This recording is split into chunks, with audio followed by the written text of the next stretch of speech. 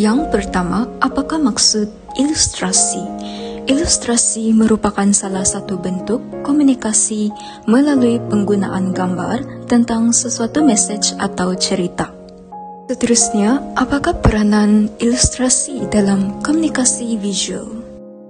Peranan ilustrasi adalah memperjelaskan isi komunikasi.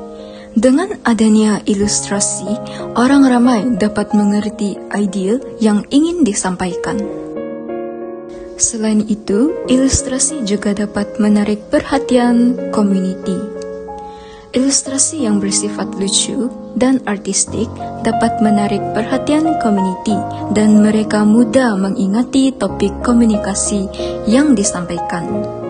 Seterusnya, ilustrasi dapat memberi deskripsi mengenai isi komunikasi. Dengan adanya ilustrasi, isi komunikasi tidak perlu dijelaskan secara panjang lebar. Kemudian, ilustrasi juga bersifat menghibur. Ilustrasi dalam komunikasi visual haruslah bersifat menghibur dan tidak kaku, tetapi pada masa yang sama juga, informasi haruslah disampaikan dengan baik. Bukan itu sahaja, ilustrasi juga dapat menjadikan komunikasi lebih hidup. Hal ini kerana ilustrasi yang mempunyai simbol atau gambar dapat menjadikannya lebih hidup dan menarik perhatian pendengar atau pembaca. Yang keenam, ilustrasi juga dapat menjadikan maklumat lebih mudah disampaikan. Dengan adanya gambar-gambar, informasi dapat diterima dan difahami dengan mudah oleh orang ramai. Ilustrasi dapat menjadikan kandungan message lebih menarik. Jika wujudnya ilustrasi dalam komunikasi visual, isi tentang sesebuah topik akan menjadi lebih menarik. Ilustrasi dapat meyakinkan komunikasi tentang kebenaran. Hal ini kerana ilustrasi dapat memberi gambaran yang jelas tentang isi komunikasi. Ilustrasi dapat menyerlakan fokus kandungan komunikasi. Ilustrasi memainkan peranan dalam menjelaskan fokus komunikasi. Ilustrasi dapat dijadikan sebagai cara promosi. Ilustrasi yang menarik dan interaktif dapat menarik perhatian orang ramai. Ilustrasi juga digunakan dalam persembahan. Dengan adanya ilustrasi dalam persembahan, keberkesanan persembahan itu akan menjadi lebih menarik.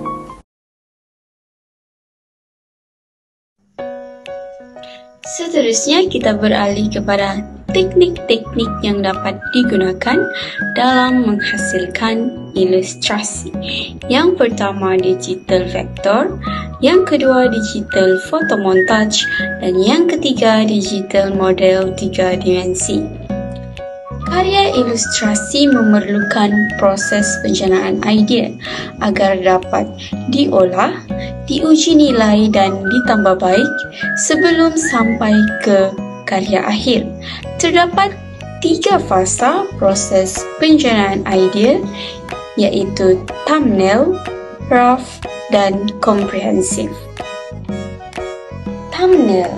Fasa ini merupakan eksplorasi awal penjanaan idea bergambar dalam saiz yang kecil dan banyak. Proses ini menekankan penggunaan teknik lakaran pensel atau pen secara ringkas dan pantas. Rough. Fasa kedua ini ialah pemilihan bagi satu atau beberapa lakaran dalam fasa thumbnail. Lakaran yang dihasilkan adalah lebih terperinci dan jelas dalam menunjukkan bentuk dan juga rupa kepada idea yang ingin disampaikan. Komprehensif. Fasa ini ialah proses akhir dalam proses penjanaan idea bergambar yang lengkap. Proses ini menunjukkan idea yang ingin disampaikan dan teknik ilustrasi yang digunakan.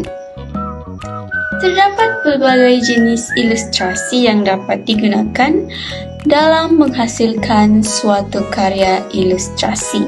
Antaranya ialah ilustrasi industri dan teknikal, ilustrasi sains dan perubatan, ilustrasi dekoratif, ilustrasi ekspresi, ilustrasi pengiklanan, ilustrasi fashion, ilustrasi penerbitan, ilustrasi flora dan fauna, dan yang terakhir ilustrasi komik dan animasi. Baiklah, seterusnya kita beralih kepada teks. Apa itu teks? Teks adalah sebaris kata atau ayat yang menjelaskan suatu perkara untuk tujuan tertentu. Bahasa yang digunakan terutama bagi tujuan pengiklanan hendaklah sederhana, jelas, singkat, dan tepat, serta memiliki daya tarik pada ayat yang disampaikan. Komunikasi visual bagi teks adalah satu susunan perkataan yang membantu menyampaikan pesan secara efektif dan menarik melalui media tulisan. Seterusnya, kita lihat kepada peranan teks.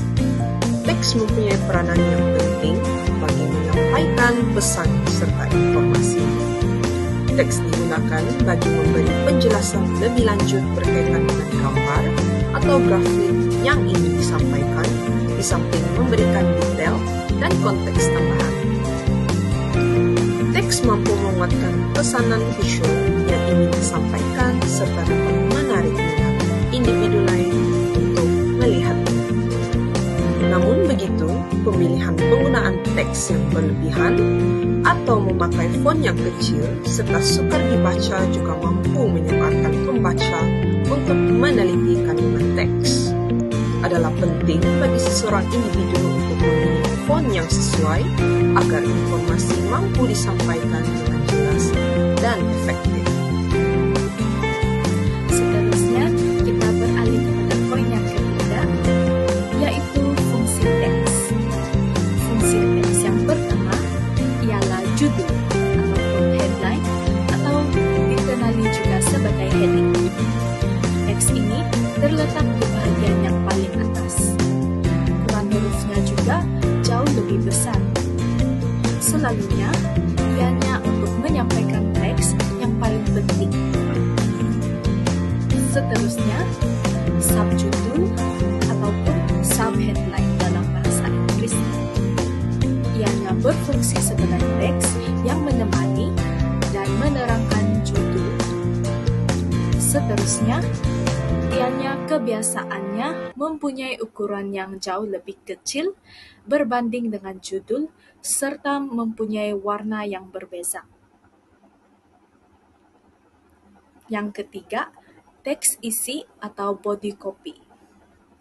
Ianya untuk memberi penerangan secara mendalam atau maksud tentang bahan yang dikemukakan. Teksnya lebih detail berbanding dengan judul dan subjudul bagi menerangkan isi kandungan dalam bahan. Yang keempat ialah slogan. Slogan merupakan kata-kata pendek yang mampu menarik minat, jelas, mudah difahami, serta diingat oleh pembaca. Yang terakhir adalah kata penutup ataupun closing word. Ianya digunakan untuk menutup teks, di mana isi teks mengulas tentang harapan serta janji secara jelas, ringkas, dan juga padat.